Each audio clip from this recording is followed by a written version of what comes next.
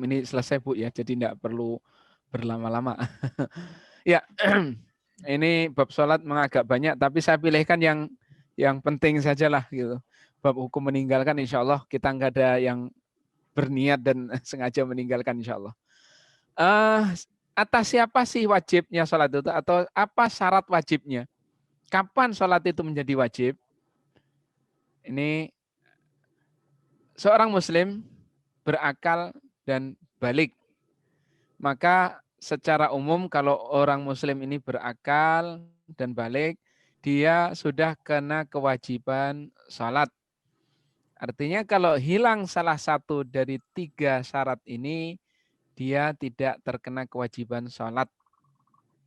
Umpamanya anak kita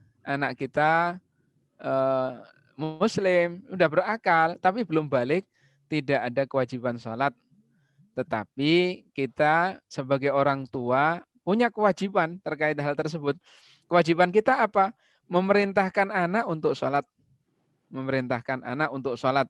Bahkan di dalam satu hadis disebutkan sampai memukul bahasanya. Ini nanti bisa terkena delik KPAI ini. Ini saya bacakan hadisnya saja. Bukan saya yang membuat, tapi tinggal meriwayatkan. Beliau Shallallahu Alaihi Wasallam menyampaikan kepada kita, perintahkanlah anak-anak kalian untuk sholat pada umur 7 tahun. Jadi mulai 7 tahun itu sudah ada perintah. Sebelum itu kita mengajarkan, memerintahkan baik. Tetapi umur 7 kita wajib, karena beliau memerintahkan kita wajib memerintahkan anak kita untuk sholat. Kalau kita nggak memerintahkan, berarti ada perintah Nabi yang kita belum laksanakan. Apakah anaknya wajib melaksanakan sholat? Ya enggak. Ya enggak. Kita tidak boleh mewajibkan. Yang wajib itu adalah memerintahkannya. Kita perintahkan sebagai apa? Tujuannya di sini adalah untuk membiasakan dari awal anak itu secara psikologi untuk siap menerima sebuah beban. Beban syar'i, beban syariat. Saya sebut beban karena faktanya kalau anak-anak memandang salat itu beban. Kalau enggak beban ya nyantai mungkin. Dan pukullah mereka untuk itu, untuk salat jika telah mencapai 10 tahun. Artinya jika 10 tahun kita sudah diizinkan mukul. Izinkan mukul tentunya dalam pembahasan bab mukul ini bukan pukulan yang mencelakakan. Bukan pukulan mencelakakan karena tujuan di sini adalah memberikan pengertian kepada anak bahwa hal ini adalah serius. Hal ini adalah serius. Dan pisahkanlah tempat tidur mereka kalau sudah 10 tahun. Artinya antara laki dan perempuan gitu. Maka kalau kita berdalil kepada ini, rumah minimal dalam keluarga muslim itu ada 3 kamar tidur. Kamar tidur orang tua, kamar tidur anak laki-laki, kamar tidur anak-anak perempuan. Itu yang minimal. Ya, semoga kita diberikan tempat yang luas dan lebih dari minimal tersebut. Baik. Ini terkait dengan syarat wajib. Selanjutnya syarat salat, syarat sahnya salat. Apa syarat-syarat sah yang harus dilengkapi sebelum sholat? Jika syarat sah ini tidak terpenuhi, maka sholat tidak sah. Yang pertama, tahu bahwa waktu telah tiba, saatnya sudah tiba. Jadi kalau mau sholat duhur ya benar-benar tahu ini sudah masuk saat duhur. Yang kedua, suci dari hadas kecil dan hadas besar. Tadi sudah kita bahas bagian dari kaitan dengan suci hadas kecil dan hadas besar. Yang ketiga, suci dari najis material yang nyata pada badan, pakaian, tempat sholat. Tentu jika mampu membersihkan. Kalau tidak mampu umpamanya kadang-kadang di pakaian itu ada kalau kena darah sulit dihilangkan dan masih ada bekasnya. Ketika sudah maksimal berusaha membersihkannya itu dimaafkan. Itu dimaafkan. Yang keempat, tutup aurat. Menutup aurat dan auratnya laki-laki itu antara pusat sampai lutut, ini pendapat mayoritas ulama, dan wanita itu seluruh tubuh kecuali muka dan telapak tangan. Telapak tangan. Yang kelima menghadap kiblat. Jadi inilah syarat yang harus dipenuhi sebelum sholat. Nanti ini bisa diperluas begini. One, dugaan kuat mencukupi hal itu. Artinya apa? Ketika kita mencari informasi, ini sudah masuk waktu sholat belum ya? Kita tidak memiliki alat untuk mengetahui secara pasti 100%, maka dugaan kuat itu ketika keyakinan kita melebihi 50%. Keyakinan melebihi 50% itu disebut dzon dalam bahasa Arab. Jadi tingkatan ilmu itu dalam bahasa Arab ada 5. Ilmu atau yakin itu 100% tahu. Dzon itu lebih dari 50%, kurang 100 tapi lebih 50 itu dzon, dugaan kuat. Dan dzon ini, posisi ini di dalam fikih bisa menjadi basis hukum, dasar hukum. Begitu pula dengan bab mencari waktu sholat, arah kiblat, itu juga bisa digunakan ini. Yang urutan ketiga itu namanya syak. Syak itu antara tahu dan tidak tahu sama-sama 50%. Ragu-ragu di tengah-tengah. Yang urutan keempat namanya waham. Waham itu cenderung tidak tahu. Jadi keyakinannya kurang dari 50%, tapi tidak nol. Kalau nol namanya jahal. Yang bisa menjadi basis dasar hukum itu adalah 2. Yakin tahu atau menduga secara kuat tahu. Itu bisa jadi dasar hukum. Apa yang menjadi dasar dugaan yang diterima? Kita contohkan, umpamanya pemberitahuan dari orang terpercaya, dikasih tahu orang. Kita kan nggak tahu orang ini yakin tahu nggak, tapi kita percaya saja, walaupun kita nggak ngelihat jam, nggak ngelihat matahari, dikasih tahu, ini membuat kita punya dugaan kuat. Ada azan dari muadzin yang terpercaya, itu menjadi dugaan kuat waktu sholat sudah masuk, walaupun kita nggak ngelihat jam. Karena untuk tahu yakin adalah kita melihat jam yang benar, melihat matahari, karena penentuannya aslinya dengan matahari. Selanjutnya ijtihad pribadi. Kalau yang di atas tadi kan informasi dari orang lain, dari ini ijtihad pribadi, ini dengan berusaha maksimal. Baik, ini cara lain ya, apa saja yang kira-kira bisa memberikan kita dugaan kuat. Suci dari hadas kecil, hadas besar.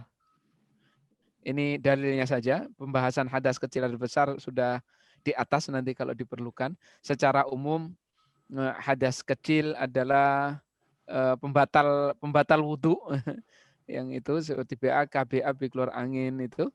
Hadas besar adalah nifas, haid, berhubungan, keluar sperma,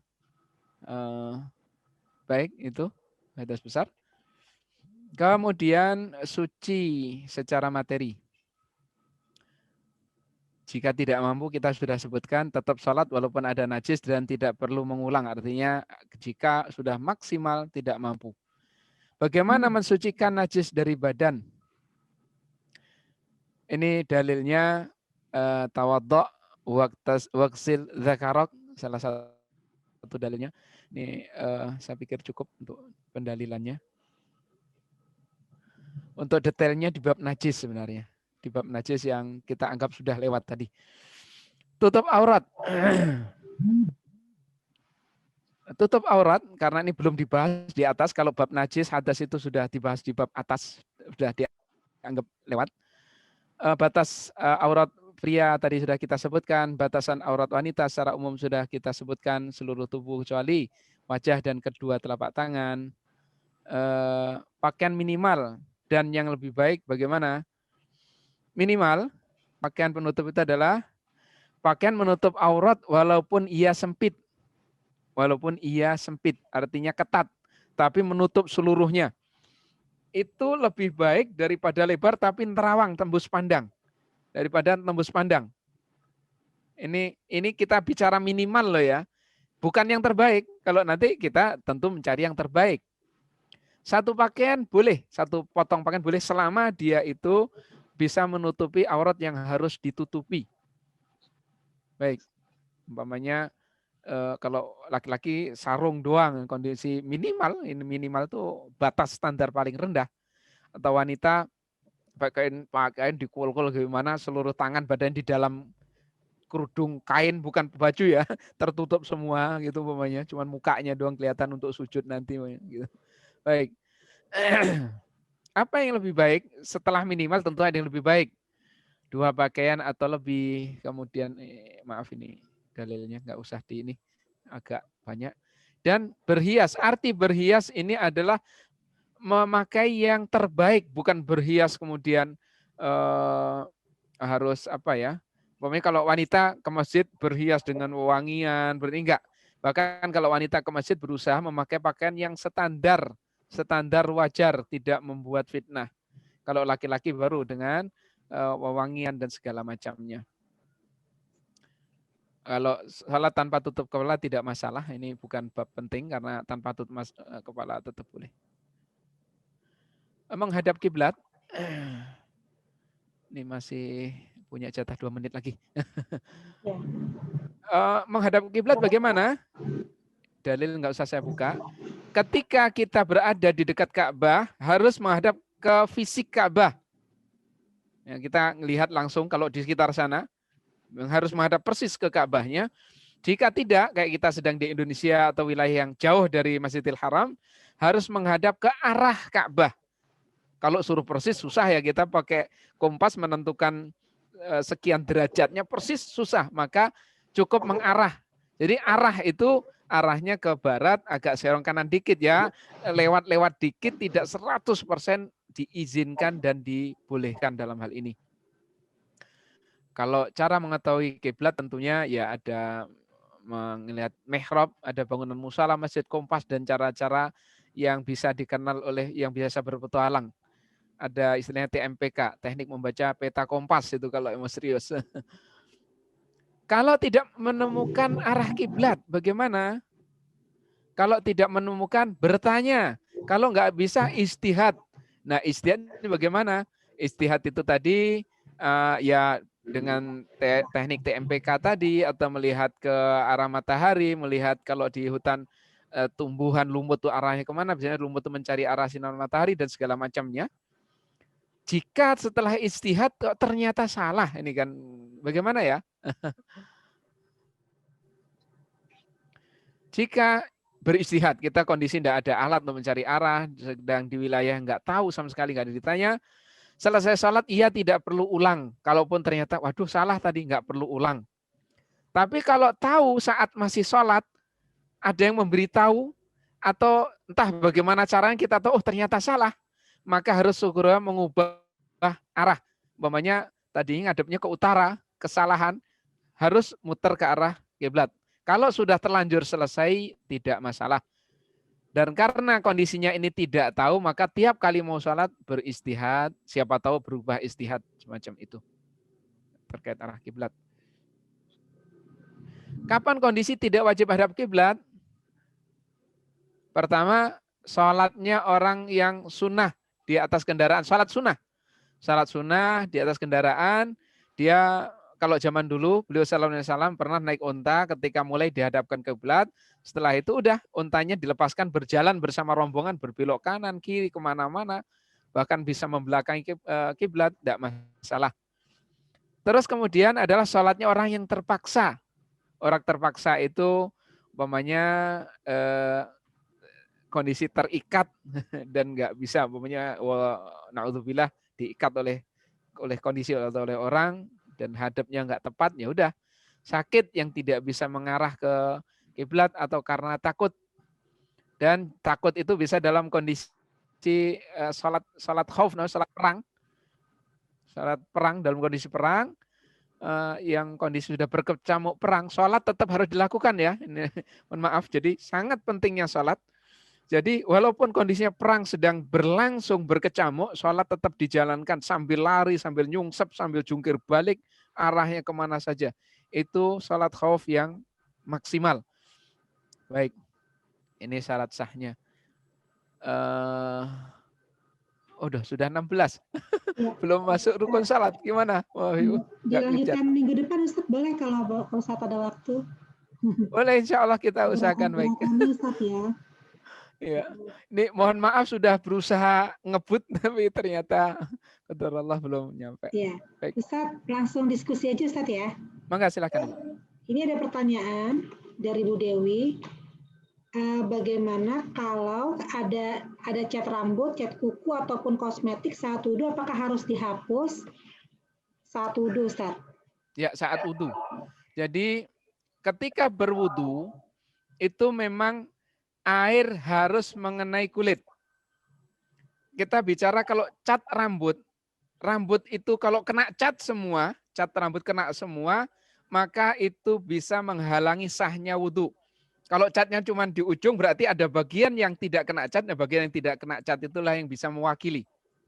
Yang bisa mewakili. Dan kalau mengusap rambut ini perlu jadi catatan, umpamanya rambutnya panjang.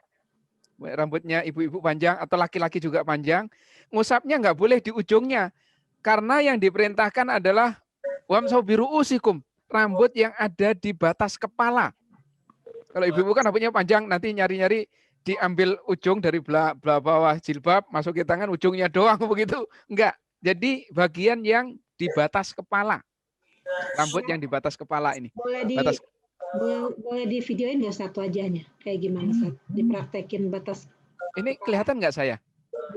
Sebentar. Saya ini kok kamera saya aktifkan. Itu dulu aja Ustaz ya, share screen-nya di stop dulu. Oh, gitu ya. Menutup ya. Iya, baik. Ya.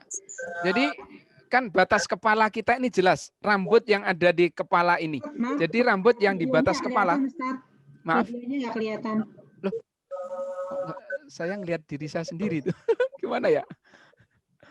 Udah kelihatan ya? Bagaimana laporan ibu-ibu yang lain? Saya kamera aktif dan ada di layar saya wajah saya. Ustaz di ya, nol ya. Dipin ya.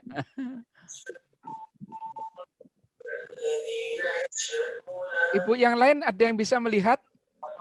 Enggak, Ustaz, enggak. Enggak ya? Enggak. Diaktifin Ustaz videonya, dibuka deh. Saya kamera aktif terus ini, Bu. Oh, gitu. Dari awal aktif terus.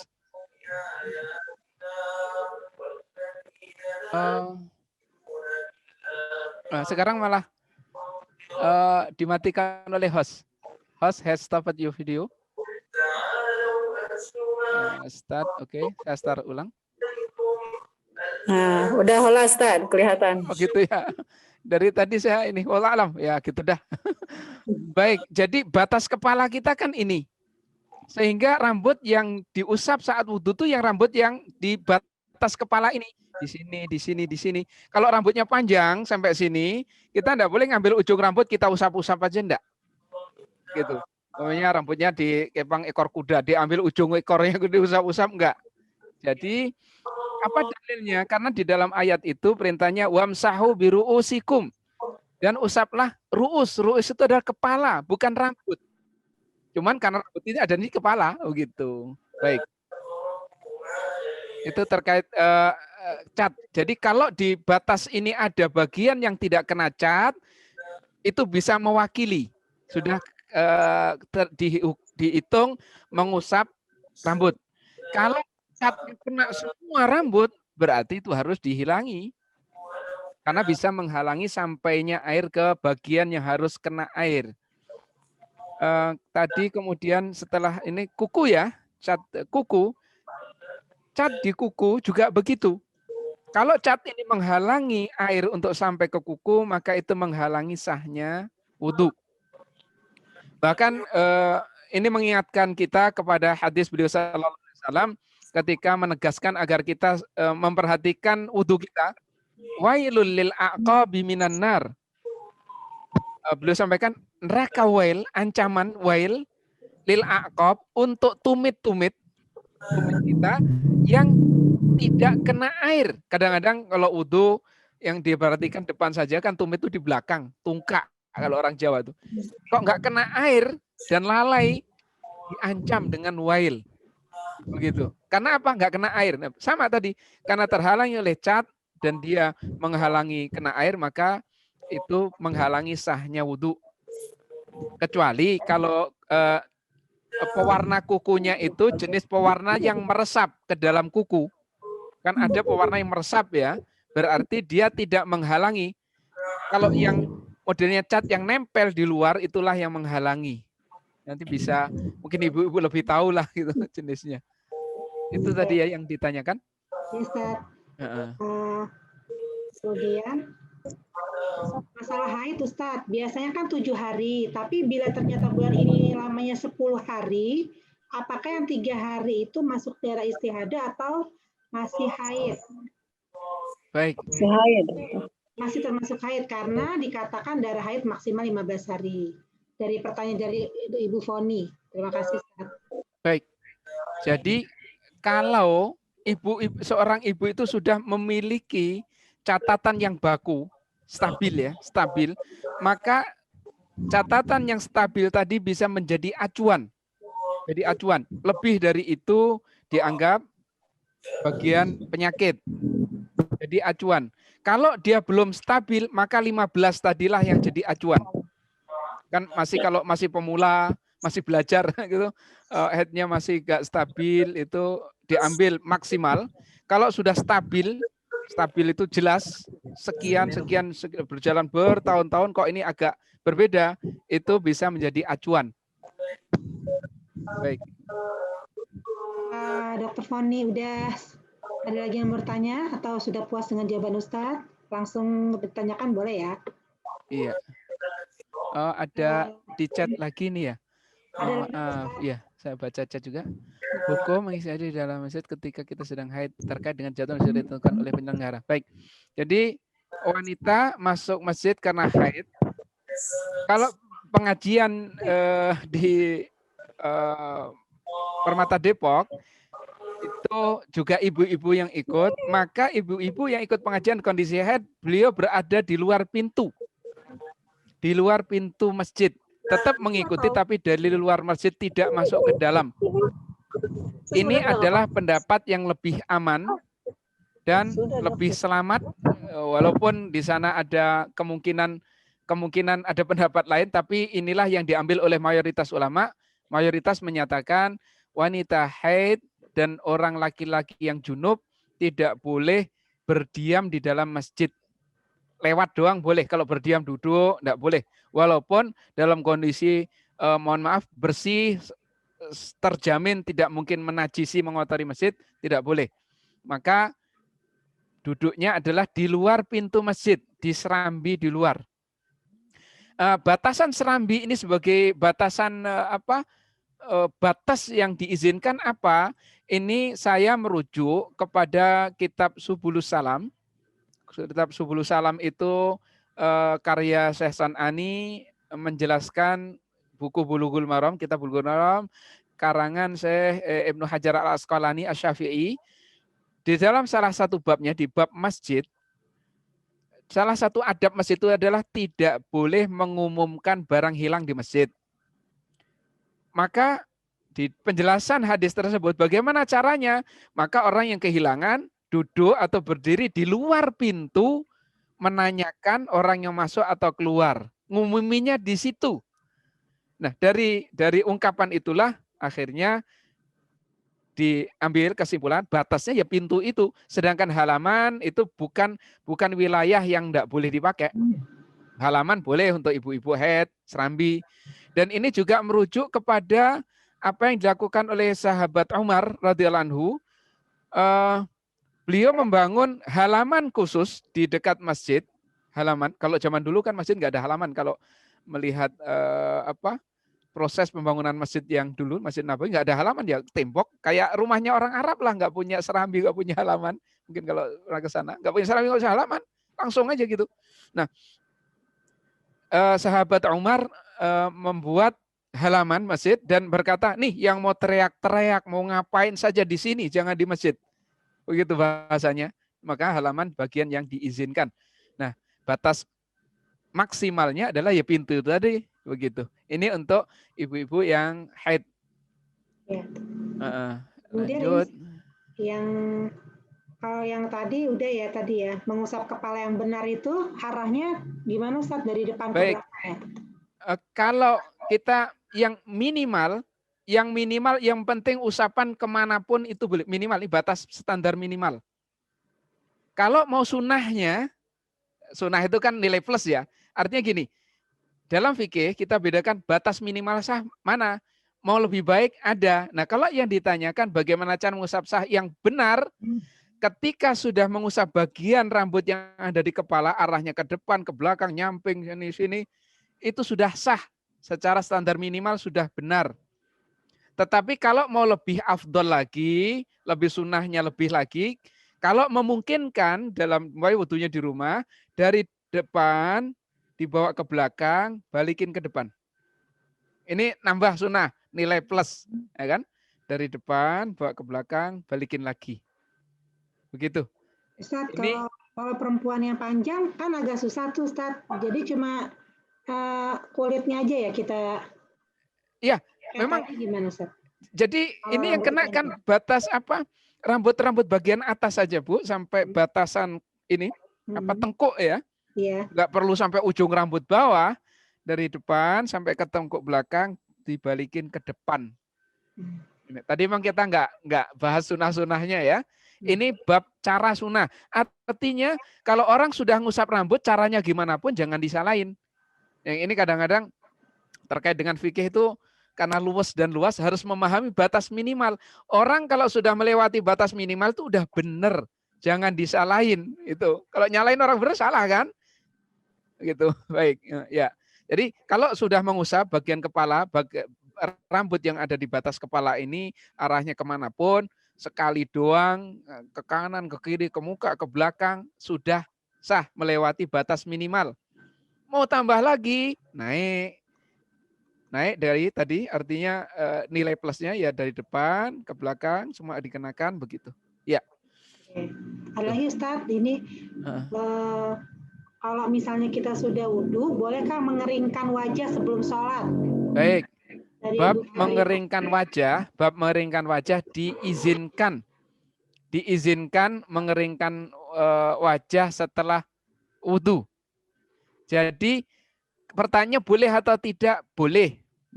Pertanyaannya kalau boleh atau tidak, jawabannya adalah boleh.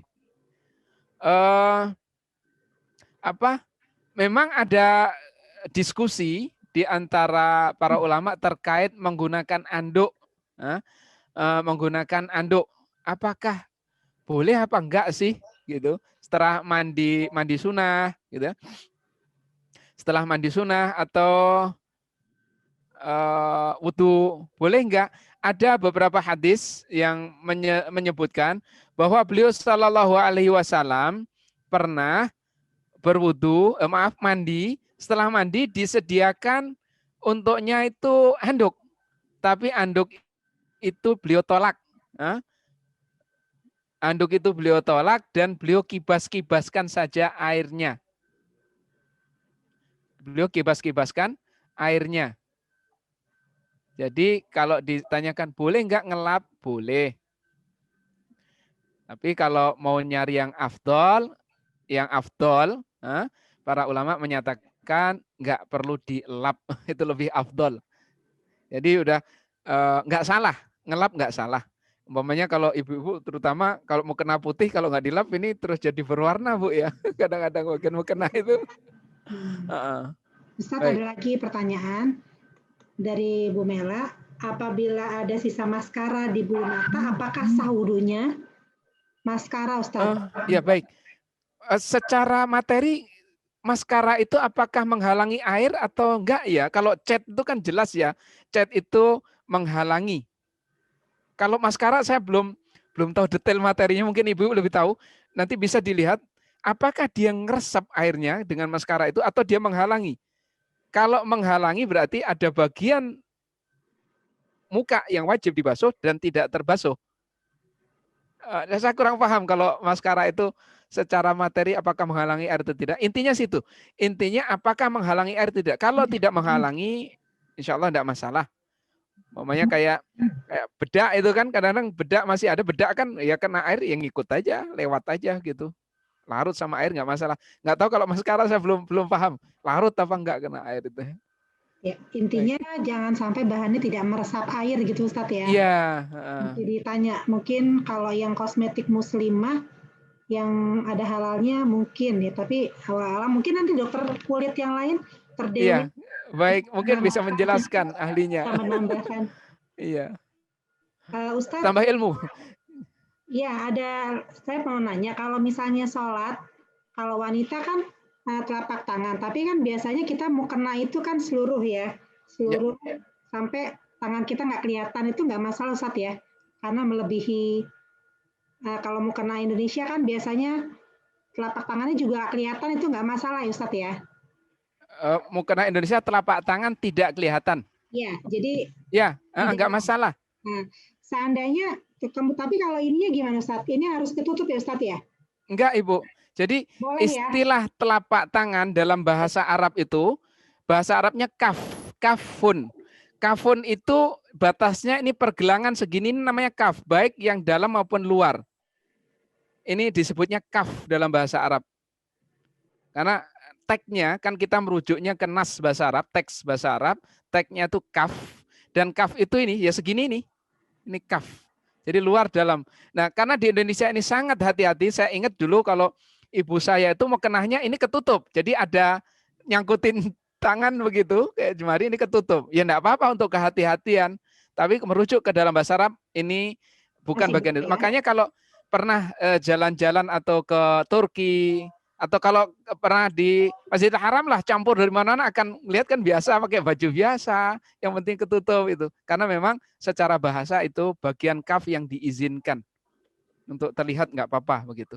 Kalau ditutup ya nggak apa-apa, lebih baik lagi menjaga fitnah juga kalau di rame-rame ada laki-laki gitu. Baik. Ini ada pertanyaan di chat.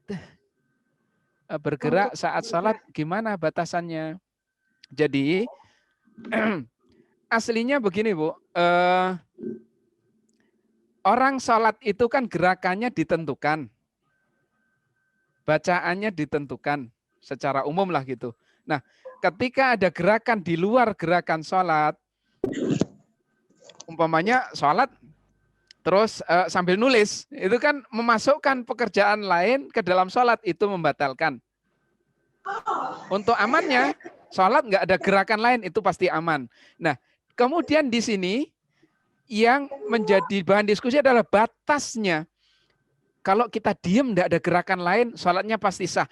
Kalau di sini ada gerakan-gerakan lain, kayak menulis, membaca Quran sambil sholat, atau melakukan hal-hal lain, batal. Nah, batasnya mana nih? Ini bagian dari diskusi. Karena memang tidak ada nas secara baku. Nggak ada nas secara baku.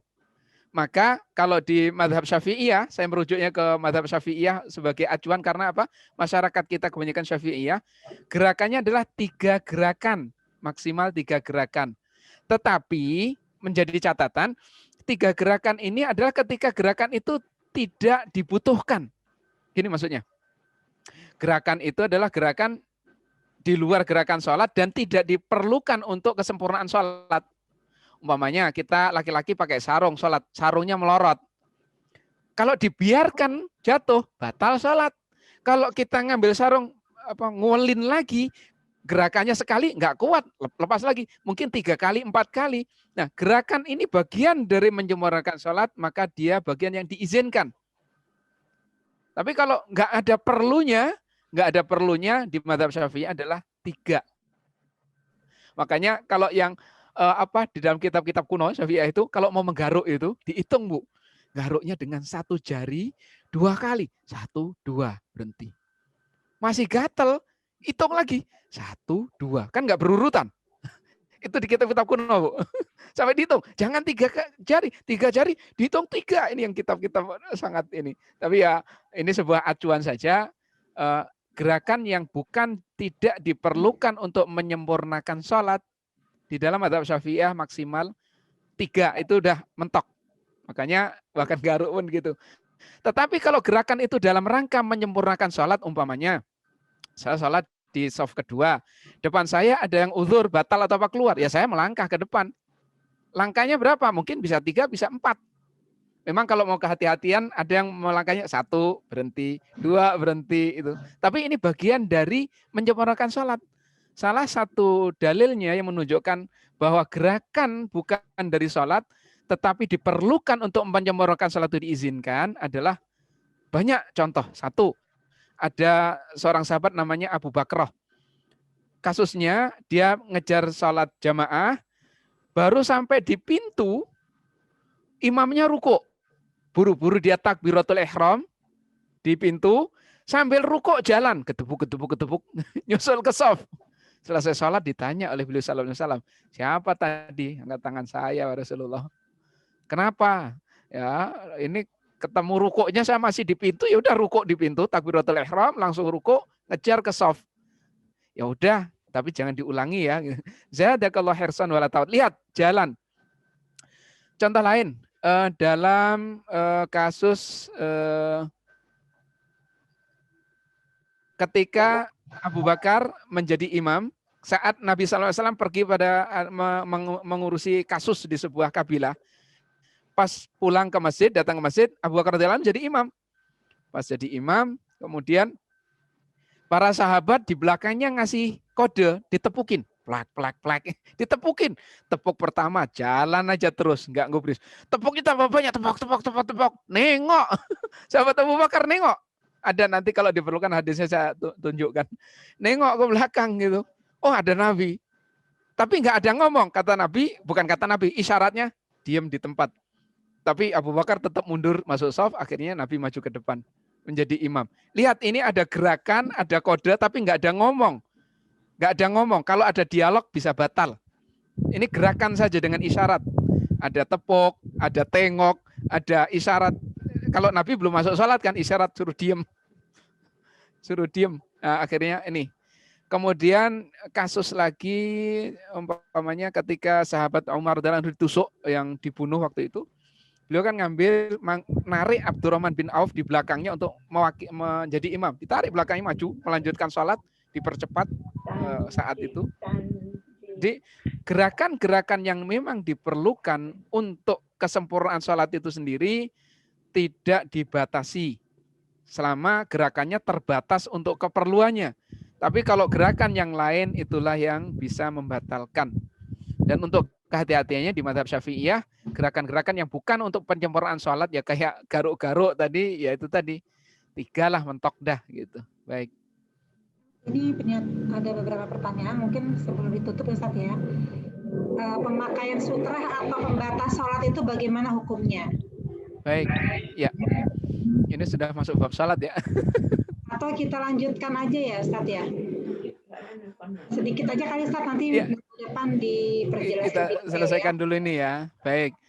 Untuk pemakaian sutra, memang untuk kehati-hatian, menjaga agar sholat kita lebih khusyuk, lebih baik, sutra suyukian dibuat.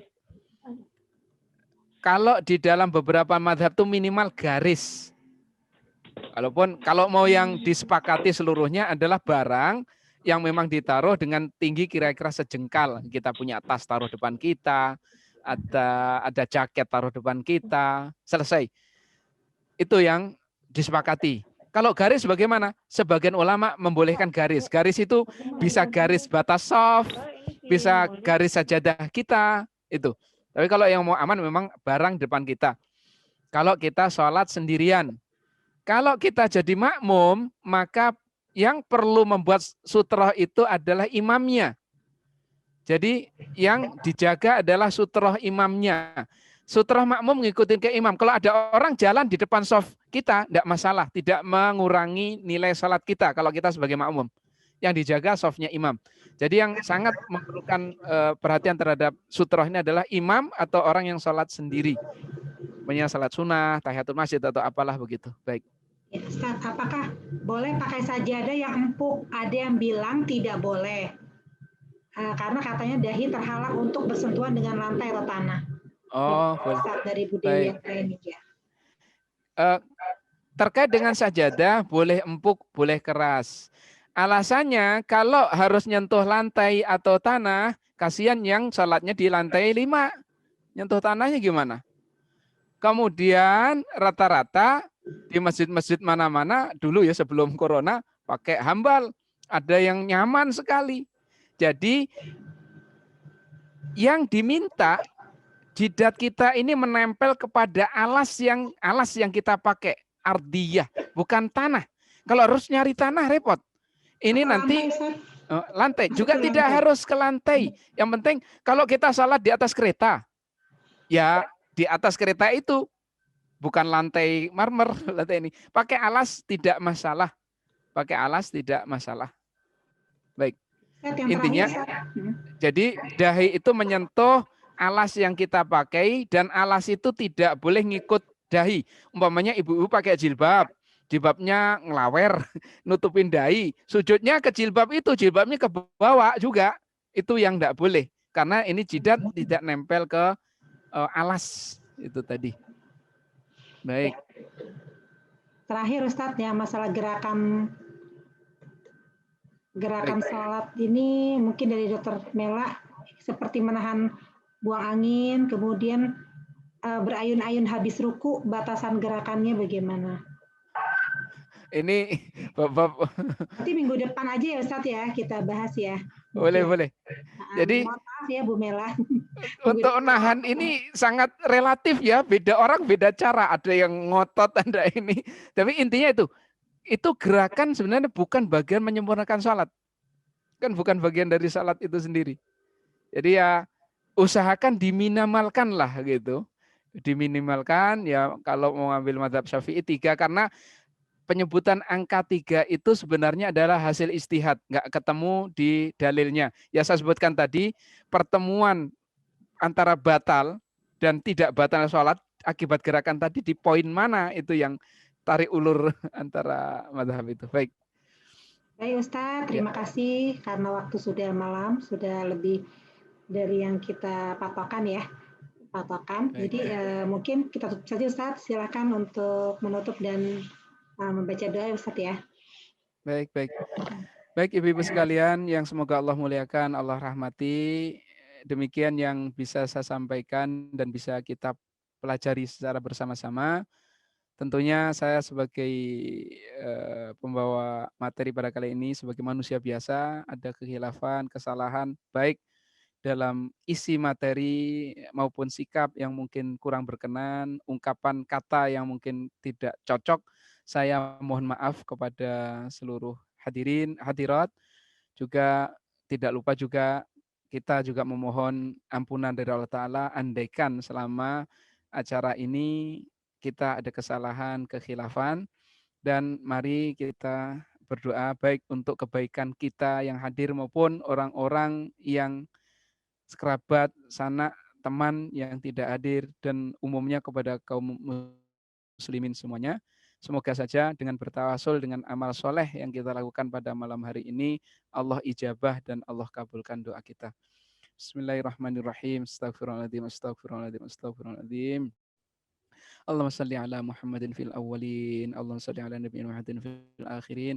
Wa barik wa sallim radhiyallahu ta'ala an kulli sahabati Rasulillah ajma'in. Bismillahirrahmanirrahim. Alhamdulillahirabbil alamin. Hamdan yuwafi ni'amahu yukafi mazidah. Ya Rabbana lakal hamdu wa lakal mulku kama yanbaghi li jalali wajhikal karimi wa azimi sultanik. Alhamdulillahi rabbil alamin. Hamdan katsiran tayyiban mubarakan fihi kama yuhibbu rabbuna wa yarda. Allahumma inna nas'aluka bi anna nashhadu annaka antallahu alladzi la ilaha illa antal ahadus samad alladzi lam yalid wa lam yulad wa lam yakul lahu kufuwan ahad. Allahumma inna nas'aluka salamatan fid din wa afiyatan fil jasad wa ziyadatan fil ilmi wa barakatan fil rizqi wa taubatan qablal maut wa rahmatan indal maut wa maghfiratan ba'dal maut. Allahumma hawwin alaina fi sakaratil maut wan najata minan nari wal afwal hisab. Rabbuna alladzi fis samaa'i taqaddasa ismuka amruka fis samaa'i wal ardi kama rahmatuka fis sama' faj'al rahmataka fil ardi waj'al lana min amrina rasyada waghfir lana hubana khatayana innaka anta rabbul mutabbibin wa anzil rahmataka rahmatan min rahmatika wa shifaan min shifaika ala waja'il muslimin. Allahumma arham mautana, Allahumma arham mautana, Allahumma arham mautana. Allahumma ashfi mardana, Allahumma ashfi mardana, Allahumma ashfi mardana. Allahumma afi mubtalana, Allahumma afi mubtalana, Allahumma afi mubtalana. Allahumma ansurna ala man zalamana, Allahumma ansurna ala man zalamana, Allahumma ansurna ala man zalamana. Rabbana hab lana min azwajina wa dhurriyyatina qurratan waj'alna lil muttaqina imama. Rabbana atina fid dunya hasanah wa fil akhirati hasanah wa qina adzabannar. Wa sallallahu ala nabiyyina Muhammadin wa ala alihi wasallam. Wa subhana rabbika rabbil izzati amma yasifun. Wa salamun alal mursalin walhamdulillahi rabbil alamin.